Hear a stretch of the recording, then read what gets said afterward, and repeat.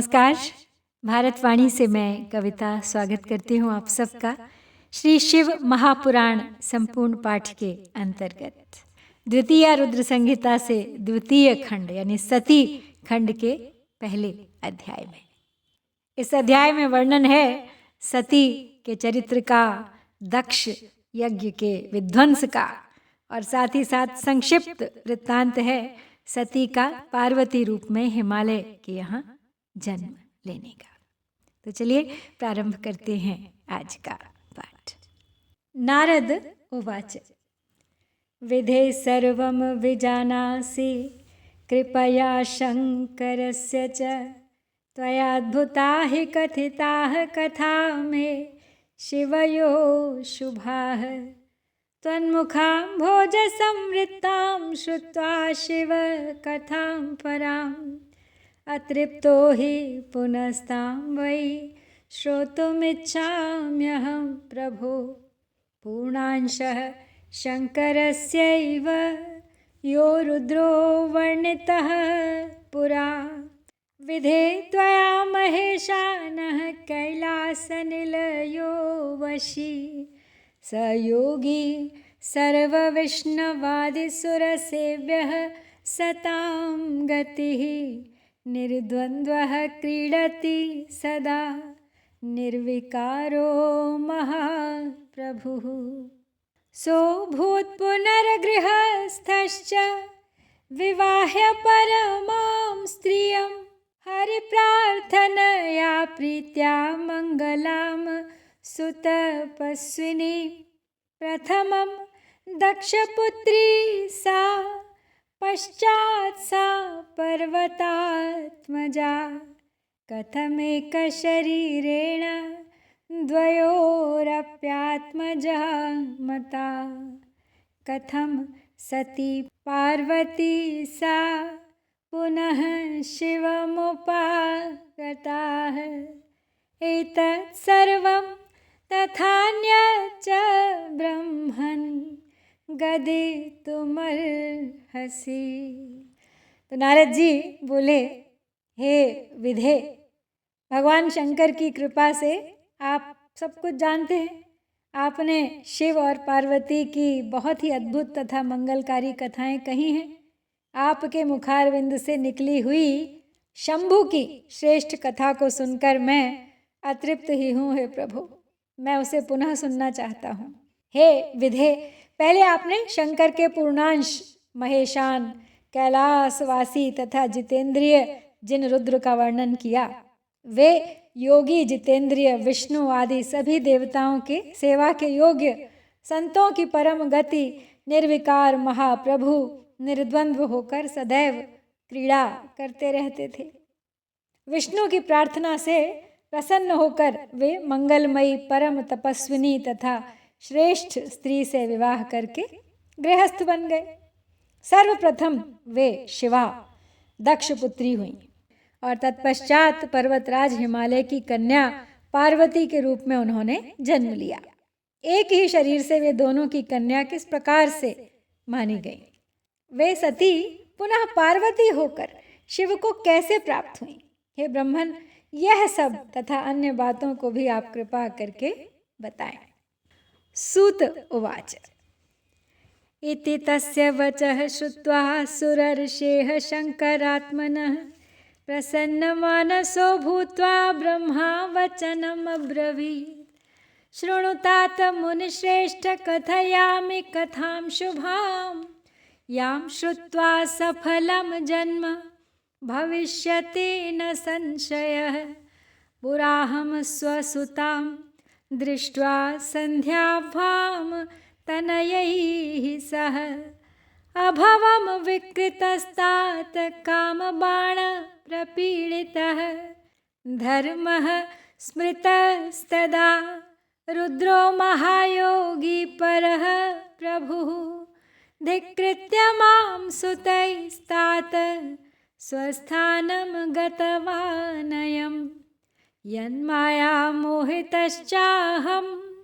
वेदवक्ता च मूढधीः तेनाकर्षं सहाकार्यं परमेशेन शम्भुना तदीर्षयाहमाकर्ष बहुपायान् सुतैः सह कर्तुं तन्मोहनं मूढः शिवमाया विमोहितः अभवंस्ते अथ वै सर्वे तस्मिन् शम्भौ परप्रभौ उपाया निष्फलास्तेषां मम चापि मुनीश्वर तदा स्मरं रमेशानं व्यर्थोपायः सुतैः सह अबोधयत् स आगत्य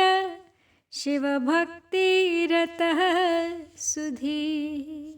तो सूत जी बताते हैं कि शिव भक्त देवर्षि नारद के इस वचन को सुन के ब्रह्मा जी अत्यंत प्रसन्न हो गए और कहने लगे। तो ब्रह्मा जी बोले, हे तात, हे मुनिश्रेष्ठ, सुनिए, अब मैं शिव की मंगलकारिणी कथा पुनः कह रहा हूँ, जिसको सुनकर जन्म सफल हो जाता है, इसमें संशय नहीं है।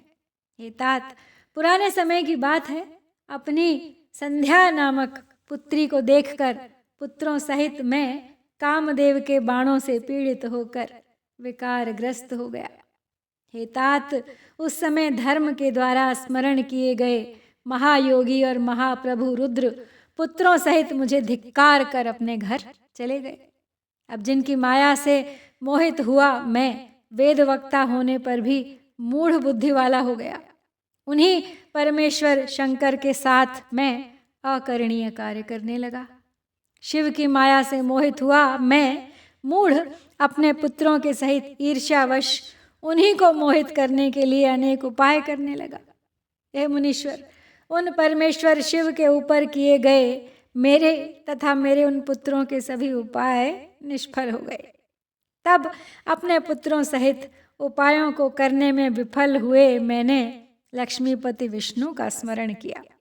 शिव भक्ति परायण तथा श्रेष्ठ बुद्धि वाले भगवान विष्णु ने आकर मुझे समझाया।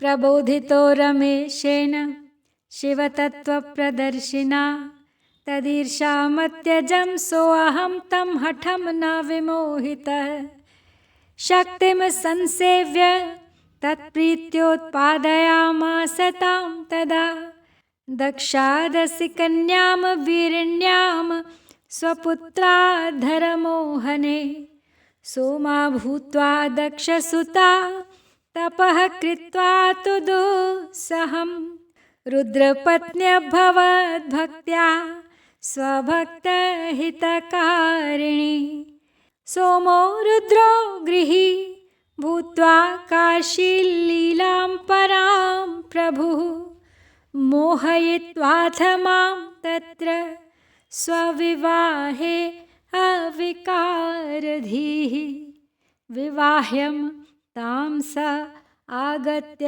स्वगिरौ सूते कृतया रेमे बहुविमोहो हि स्वतन्त्रः स्वात्तविग्रहः तया विहरतस्तस्य व्यतीयाय महान्मुने कालः सुखकरः शम्भोर्निर्विकारस्य सज्जतेः ततो रुद्रस्य दक्षेण स्पर्धा जाता निजेच्छया महामूढस्य तन्मया मोहितस्य सुगर्विणः तत्प्रभावाद्धरं दक्षो महागर्वी विमूढधी महाशान्तं निर्विकारं निनिन्द बहुमोहितः ततो दक्षः स्वयं यज्ञं कृतवान् गर्वितो हरं सर्वानाहूय देवादीन् विष्णुं मां चाखिलाधिपः नाजुहाव तथा भूतो रुद्रं रोषसमाकुलः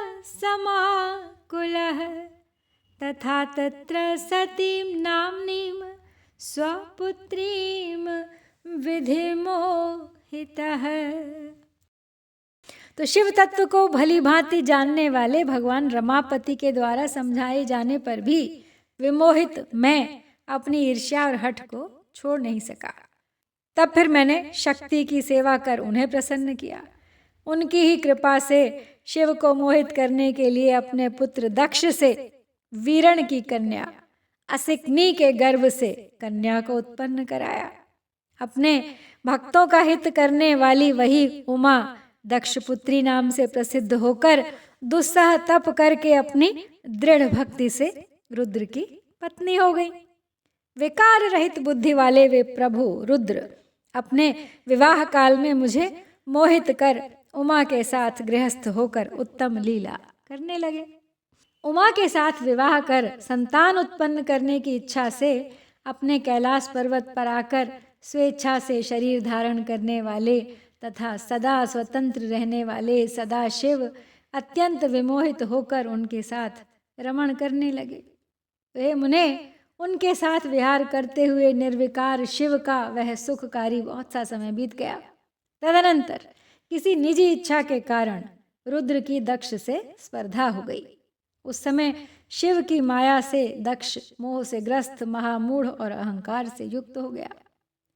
उनके ही प्रभाव से महान अहंकारी मूढ़ बुद्धि और अत्यंत विमोहित हुआ वह दक्ष उन्हीं महाशांत तथा निर्विकार भगवान हर की यानी रुद्र की निंदा करने लगा। तदनंतर गर्भ में भरे हुए सर्वाधिप दक्ष ने मुझे विष्णु को तथा सभी देवताओं को बुलाकर किंतु शिव जी को बिना बुलाए ही स्वयं यज्ञ कर डाला। अब किसी कारणवश रुद्र पर असंतुष्ट क्रोध से भरे हुए उस दक्ष प्रजापति ने उन्हें उस यज्ञ में नहीं बुलाया और दुर्भाग्यवश ना तो उसने अपनी पुत्री को ही उस यज्ञ में सम्मिलित होने के लिए आहूत किया। यदा नाकारिता पित्रा माया मोहित चेतसा लीलां चकार सुज्ञाना महासाध्वी शिवा तदा अथागता सती तत्र शिवाज्ञामधिगम्य सा अनाहुतापि दक्षेण गर्विणा स्वपितुर्गृहं विलोक्य रुद्रभागमनो प्राप्यावज्ञां च ता ततः विनिन्द्य तत्र तान् सर्वान् देहत्यागमथ करोत्। तच्छ्रुत्वा देवदेवेशः क्रोधं कृत्वा तु दुस्सहं जटामुत्कृत्य महतीं वीरभद्रमजीजनत्। सगणं तं समुत्पाद्य किं कुर्यामिति वादिनं सर्वापमानपूर्वं हि यज्ञध्वंसं दिदेशः। गणाधीशस्तदाज्ञां सप्राप्य बहुबलान्वितः गतो वरं तत्र सहसा महाबलपराक्रमः महोपद्रवमाचेरुर्गणास्तत्र तदाज्ञया सर्वान् सदण्डयामास न कश्चिदवशेषितः। विष्णुं संजित्य यत्नेन सामरं गणसत्तमः चक्रे दक्षशिरच्छेदं तच्छिरो अग्नौ जुहाव च। यज्ञध्वंसं चकाराशु महोपद्रवमाचरन् ततो जगाम स्वगिरिं प्रणनाम प्रभुं शिवम्। यज्ञध्वंसोऽभवच्चेत्थं देवलोके हि पश्यति रुद्रस्यानुचरैस्तत्र वीरभद्रादिभिः कृतः। तो जब माया से मोहित चित्त वाले दक्ष प्रजापति ने शिव को यज्ञ में आमंत्रित नहीं किया तो ज्ञान स्वरूपा उन महासाध्वी ने अपनी लीला प्रारंभ की। वे शिव जी की आज्ञा प्राप्त कर गर्वयुक्त दक्ष के द्वारा आमंत्रित न होने पर भी अपने पिता दक्ष के घर पहुंच गई उन देवी ने यज्ञ में रुद्र के भाग को न देखकर और अपने पिता से अपमानित होकर वहां उपस्थित सभी की निंदा करके योगाग्नि से अपने शरीर को त्याग दिया। अब ये सुनकर देव देवेश्वर रुद्र ने दुस्सह क्रोध करके अपनी महान जटा उखाड़कर वीरभद्र को उत्पन्न किया। गणों सहित उसे उत्पन्न करके मैं क्या करूं, ऐसा कहते हुए उस वीरभद्र को शिवजी ने आज्ञा दी कि हे वीरभद्र, दक्ष के यज्ञ में आए हुए सभी का अपमान करते हुए तुम यज्ञ का विध्वंस करो। तो शिवजी की इस आज्ञा को पाकर महाबलवान तथा पराक्रमी वह गणेश्वर वीरभद्र अपनी बहुत सी सेना लेकर यज्ञ विध्वंस के लिए वहां शीघ्र ही पहुंच गया। उसकी आज्ञा से उन गणों ने वहां महान उपद्रव प्रारंभ किया। उस वीरभद्र ने सबको दंडित किया, दंड पाने से कोई भी न बचा। वीरभद्र ने देवताओं के साथ विष्णु को भी जीतकर दक्ष का सिर काट लिया और उस सिर को अग्नि में हवन कर दिया। इस प्रकार महान उपद्रव करते हुए उसने यज्ञ को विनष्ट कर दिया। तत्पश्चात वह कैलाश पर गया और जाकर वहां शिव को प्रणाम किया। तो इस प्रकार यज्ञ का विध्वंस हो गया। देवताओं के देखते देखते रुद्र के अनुचर वीरभद्र आदि ने यज्ञ को विनष्ट कर दिया।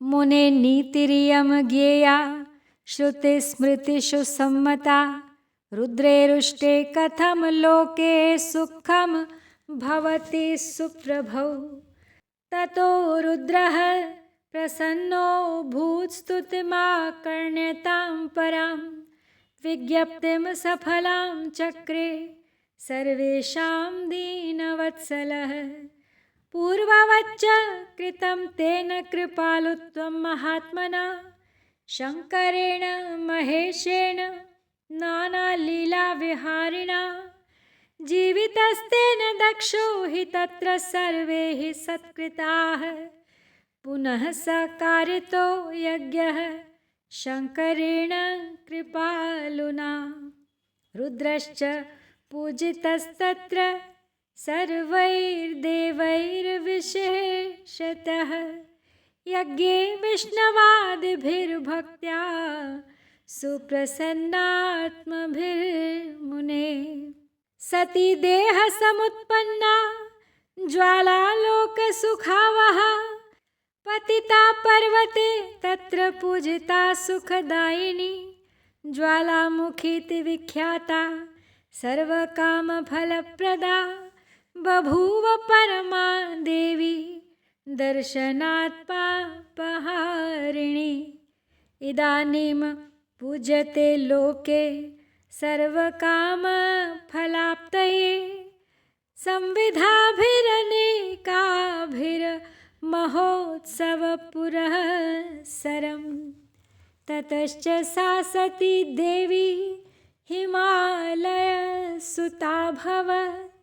तस्याश्च पार्वती नाम प्रसिद्धमभवत् तदा सा पुनश्च समाराध्या तपसा कठिनेन वै तमेव परमेशानं भर्तारं समुपाश्रिता एतत् सर्वं समाख्यातं यत्पृष्टोऽहं मुनीश्वर यच्छ्रुत्वा सर्वपापेभ्यो मुच्यते नात्र संशयः। हे मुने, श्रुतियों तथा स्मृतियों से प्रतिपादित यह नीति जान लेनी चाहिए कि श्रेष्ठ प्रभु रुद्र के रुष्ट हो जाने पर लोक में सुख कैसे हो सकता है। उसके बाद सभी देवताओं ने यज्ञ की पूर्णता के लिए भगवान रुद्र की स्तुति की। उस उत्तम स्तुति को सुनकर रुद्र प्रसन्न हो गए। उन दीनवत्सल भगवान रुद्र ने सबकी प्रार्थना को सफल बना दिया। अनेक प्रकार की लीला करने वाले महात्मा शंकर महेश ने पूर्ववत कृपालुता की। उन्होंने दक्ष प्रजापति को जीवित कर दिया और सभी लोगों का सत्कार किया। तदुपरांत कृपालु शंकर ने दक्ष से पुनः यज्ञ करवाया। हे मुने, उस यज्ञ में विष्णु आदि सभी देवताओं ने बड़े प्रसन्न मन से भक्ति के साथ रुद्र का विशेष रूप से पूजन किया।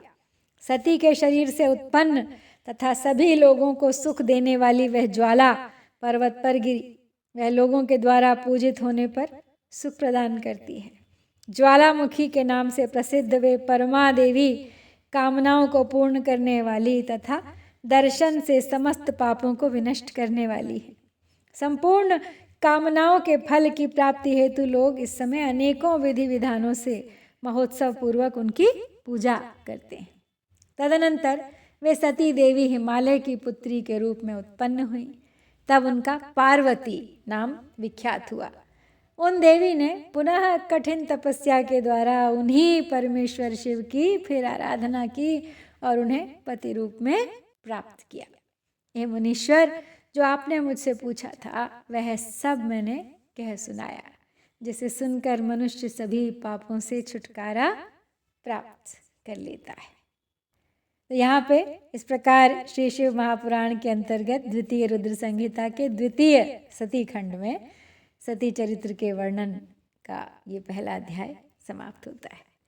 इति श्री शिव महापुराणे द्वितीयायां रुद्र संहितायां द्वितीये सती खंडे सती संक्षेप चरित्र वर्णनम नाम प्रथमो अध्यायः। ओम श्री सांब शिवाय नमः। जय भारत।